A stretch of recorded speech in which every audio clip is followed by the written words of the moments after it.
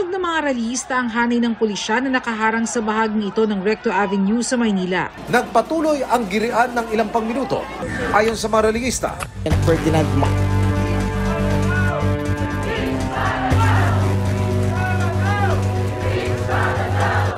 Hindi na lang ho. Ngayon, nakita nyo na ba ang katayuan ng ating bansa ngayon? Na yung gobyerno natin ngayon ay pinasok na ng makakaliwa. So ito, makita natin itong mga nagrarally dito. Ito yung mga nagrarally dito, tingnan mo mga itsura nila. Sila po yung mga nasa makakaliwang grupo, yung mga komunista. Kilala nyo naman sila. Dati, ang sinisigaw nila ay Marcos, diktador, Marcos. Talagang sinusuka nila si Marcos, ang mga Marcos nitong mga rallyista na ito. Pero ngayon, kakampi na sila. Nasa Congress na sila. Kaya ito po ang pinakamasaklap na nangyayari sa ating bansa ngayon. Nakapasok na yung mga makakaliwa dyan sa ating gobyerno ngayon. Tumatanggap na sila ng pera na nanggagaling sa pera ng bayan. Sa ginawa ng gobyerno ito, kawawa tayong mga taong bayan. Dahil nagkampihan na itong makakaliwa at ang para lang sirain ang mga Duterte. Ngayon, andito na tayo sa yugtong tumatakbo na naman ang eredero ng martial law at diktadura. Si Marcos na kanilang idolo at kanilang modelo, isang diktador. Nais pa nating buhayin ang diktadurya ni Marcos! Kaya nandito tayo ngayon, hindi lang para tutulan ang paglibing kay Marcos sa libingan ng mga bayani. Nandito tayo para siguraduhin na ilibing din natin sa kasaysayan ang kasinungalingan na si Marcos ay bayani. He feigns ignorance of the killings and the corruption during the term of his father. Yan po yung isinisigaw ng mga makakaliwang grupo 2 years ago. Bago siniraan ng mga Marcos ang mga Duterte, yan po yung sinisigaw ng mga makakaliwa. Talagang anti-Marcos yung mga yan. Ngayon, magkampihan na sila dahil pinagtulungan nilang sisirain ang mga Duterte. Kaya nagkampihan na sila, mga wala silang mga prinsipyo. Yan yung mga tao, mga walang prinsipyo. May pansariling interest lamang. Yan si Nery Colmenares, ayan, kakampi na nila ngayon. Sila yung nagpapile ng isang impeachment laban kay BP Sara. Talagang pinagtulungan ng gobyerno ito at ng itong mga komunistang makakaliwa na ito na pabagsakin ang mga Duterte. At sinabi naman ni BP Sara na nagsisimula ang mga issue niya noong nagkakaroon ng pag-meeting itong si Franz Castro at itong si Decimar. Noong nagkaroon sila ng meeting ng Makabayan Bloc, diyan na nagsisimula ang panggigipit sa mga Duterte. Na talagang ang gobyerno at itong makakaliwa ay sabwata na sila. Ito ang ehemplo ng kampanya na nagsasabing lahat ng tagumpay ng tatay ko akin yan.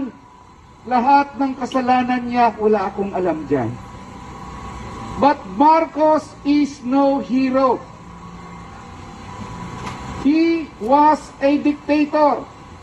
He condemned the Filipino people to eternal poverty by enslaving us with his $26 billion debt and corruption.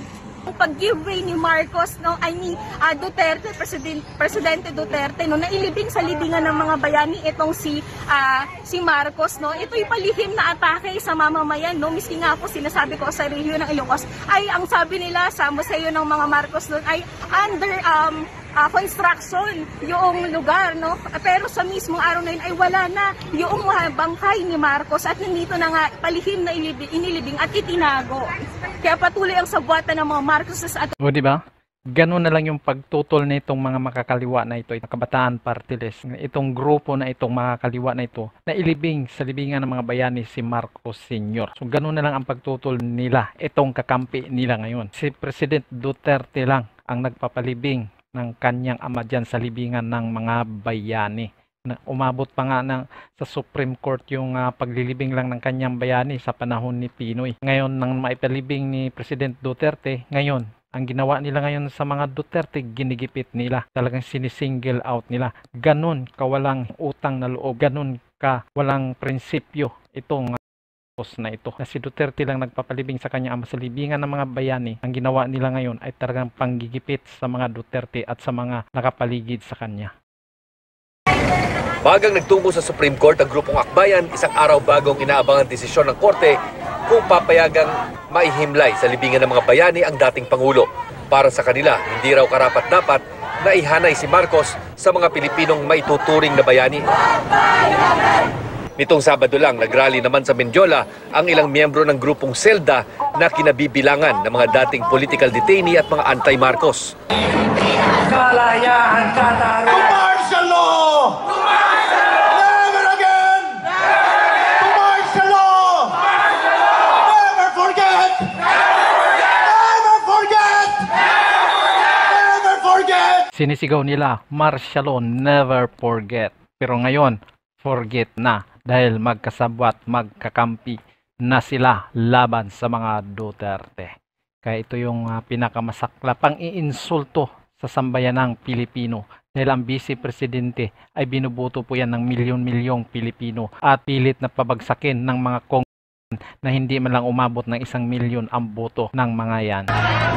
Sa video dito, no, dito makikita natin kung paano dinadaanan ng mga realista yung mga riot police. No? So dito natin makikita na talagang may kakaiba dito, no? Oh, di ba? Parang papel lang sila dinaanan ng mga realista yung mga pulis. Tingnan mo, di ba? Di ba? So ganito po 'yan, no? Nila yang mga realista na yan, yung mga makakaliwa na yan, no? Kaya nakalusot yan. So ganito ang mangyayari yan kung ang order ay wag papasukin, wag papalusutin, ganito po ang mangyayari yan. Ito po ang totoong kung talagang ang order ay wag papalapitin, wag papadiretsuin yung mga realista. So ganito ang mangyayari yan. Tingnan nyo to. Mula sa tanggapan ng Commission on Human Rights kung saan nagtipo ng mga religista, tinangkal nilang makalabas sa Commonwealth Avenue. Pero hinarangan sila ng pulisya. Wala raw permit ang kilos protesta kaya hindi sila papayagang makalabas. Ang pwersa ng mga religista na itulak ang barikada hanggang sa kalsada. Kaya't nagtawag pa ng reinforcement ang mga pulis.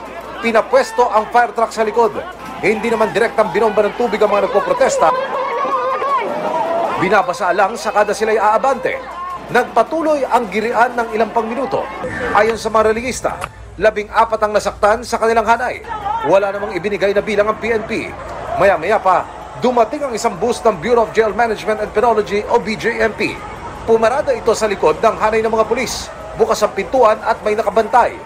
Nakaposisyon naman sa ibabaw ng fire truck ang QCPD SWAT. Ilang uniformadong pulis ang nagkumpirma sa akin, pag nagbatigas ang religista, dadamputin sila at isasakay sa bus ng BJMP. Pero ang mga tagpo, humupa rin kalaunan, makarang magpasya na lamang ang mga religista na magprograma sa tabing bangketa at dito ibulalas ang kanilang pagkontra sa proklamasyon ni na President-elect Bongbong Marcos at Vice President-elect Sara Duterte. Ayan, malinaw na po mga kababayan ko. Kayo na po ang humusga kung ano ba ang tunay na kaganapan ng ating bayan.